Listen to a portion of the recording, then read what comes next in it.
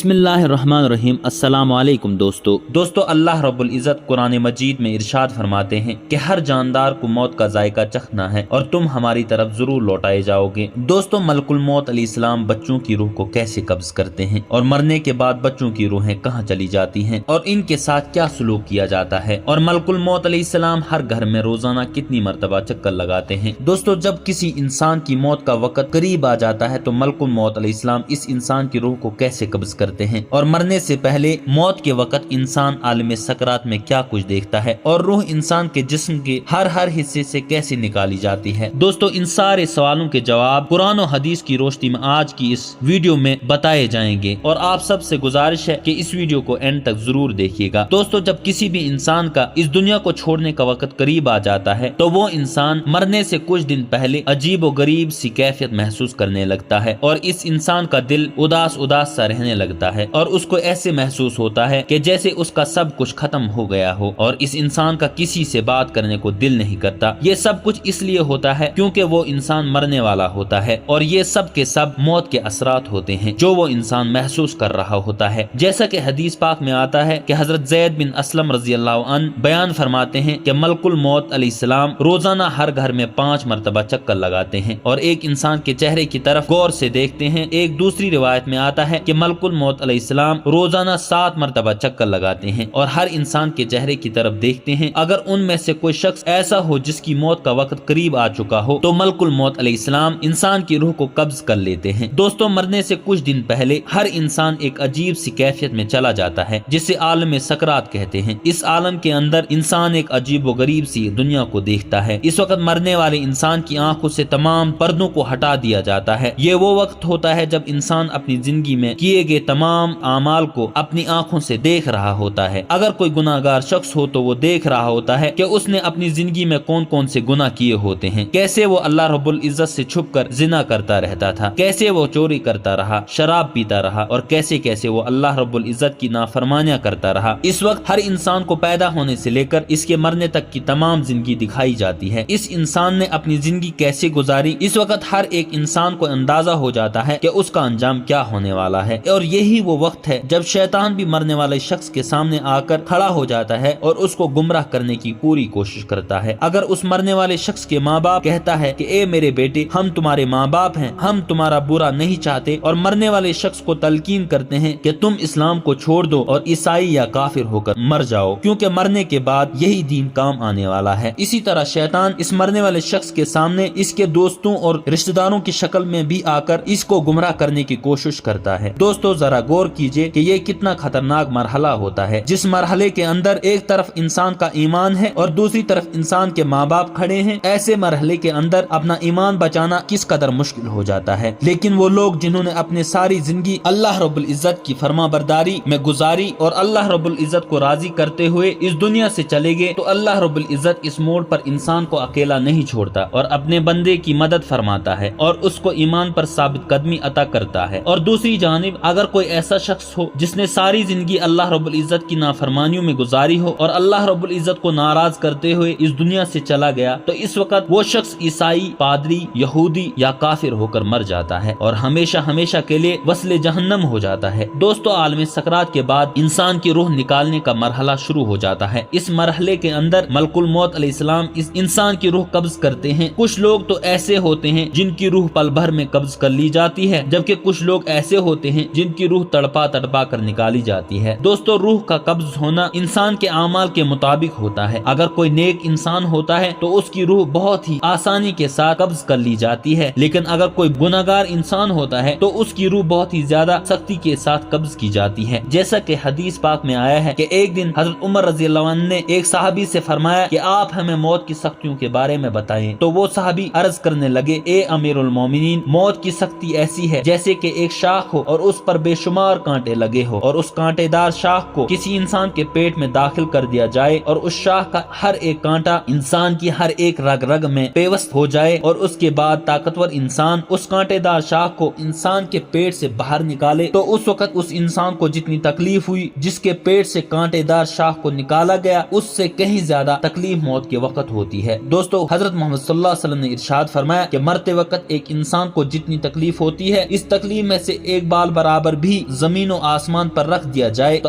زمین و آسمان کے تمام لوگ مر جائیں۔ حضرت محمد صلی اللہ علیہ وسلم نے ارشاد فرمایا کہ موت کی تکلیف 1000 مرتبہ تلوار مارنے سے بھی زیادہ سخت ہے۔ دوستو، جب انسان کی روح نکالی جا رہی ہوتی ہے تو اس وقت تکلیف کی شدت کی وجہ سے انسان چیخنے اور چلانے کی کوشش کر رہا ہوتا ہے، لیکن اس کی آواز کو بند کر دیا جاتا ہے اور اس کا جسم اتنا کمزور ہو جاتا ہے کہ وہ کسی سے مدد بھی طلب نہیں کر سکتا۔ دوستو، روح کو سب سے پہلے پاؤں کی طرف سے نکالا جاتا ہے، اس کے بعد پنڈلیاں اور رانیں ٹھنڈی ہو جاتی ہیں۔ اسی طرح آہستہ آہستہ کر کے انسان کے جسم کے ہر حصے سے روح کو نکالا جاتا ہے۔ روح جب انسان کے گلے تک پہنچ جاتی ہے تو یہ وہ وقت ہوتا ہے جب انسان پر توبہ کا دروازہ بند کر دیا جاتا ہے۔ اس کے بعد کسی بھی انسان کی توبہ قبول نہیں کی جاتی، جس کے بعد ملک الموت علیہ السلام کی طرف سے انسان کی روح کو قبض کر لیا جاتا ہے اور انسان کا منہ کھلا کا کھلا رہ جاتا ہے اور انسان کی آنکھیں بھی کھلی کی کھلی رہ جاتی ہیں۔ دوستو، موت ایک ایسی حقیقت ہے جس سے ہر ایک انسان بلکہ ہر ایک جاندار کو گزرنا ہے، پھر چاہے وہ بچہ ہو، بوڑھا ہو یا پھر نوجوان ہو۔ دوستو، اب بات کرتے ہیں بچوں کو موت کس طرح آتی ہے اور ملک الموت علیہ السلام بچوں کے ساتھ کیسا رویہ اختیار کرتے ہیں اور مرنے کے بعد بچوں کے ساتھ کیا سلوک کیا جاتا ہے۔ تو اس کے متعلق مختلف روایت میں آتا ہے کہ مرتے وقت انسان ہر سختی یا نرمی اس کے اعمال کی وجہ سے کی جاتی ہے۔ بچے چونکہ معصوم ہوتے ہیں، گناہوں سے پاک ہوتے ہیں، لہذا ملک الموت علیہ السلام ہر نابالغ بچے کی روح کو انتہائی نرمی کے ساتھ قبض کرتے ہیں، کیونکہ بچوں نے کوئی بھی گناہ نہیں کیے ہوتے ہیں۔ لہذا جب کوئی بھی بچہ فوت ہوتا ہے تو فوت ہونے کے فوراً بعد وہ بچہ سیدھا جنت میں چلا جاتا ہے اور جنت میں وہ بچہ حضرت ابراہیم علیہ السلام اور ان کی زوجہ کی کفالت میں ہوتے ہیں اور قیامت تک ان کی کفالت میں ہی رہیں گے۔ قیامت کے بعد جب اس بچے کے ماں باپ جنت میں داخل ہوں گے تو اس بچے کو اس کے ماں باپ کے سپرد کر دیا جائے گا، اور اگر کسی ماں باپ کا چھوٹا بچہ فوت ہو جاتا ہے تو وہ بچہ بروز قیامت اپنے ماں باپ کے لیے بخشش کا ذریعہ بنے گا، جیسے کہ حضرت محمد صلی اللہ علیہ وسلم نے ارشاد فرمایا کہ روز قیامت معصوم بچے اپنے ماں باپ کو بخشوانے کے لیے اللہ رب العزت سے سفارش کریں گے اور اللہ رب العزت ان معصوم بچوں کی سفارش کو قبول کریں گے اور ان کے ماں باپ کو جنت میں داخلہ عطا فرما دے گا۔ اللہ رب العزت سے دعا ہے کہ اللہ رب العزت ہمیں اس دنیا میں نیک اعمال کرنے کی توفیق عطا فرمائے اور ہم سب کو موت کی سختیوں سے بچائے اور موت کے وقت اپنے پیارے حبیب حضرت محمد صلی اللہ علیہ وسلم کا دیدار نصیب عطا فرمائے۔ دوستو، اسی امید کے ساتھ اجازت دیجیے کہ آپ کو ہماری ویڈیو پسند آ گئی ہو۔ ملتے ہیں بہت جلد ایک نئی تاریخی، تحقیقی اور معلوماتی ویڈیو کے ساتھ۔ دیکھتے رہیے بزم امہ۔ اللہ رب العزت آپ کا حامی و ناصر ہو۔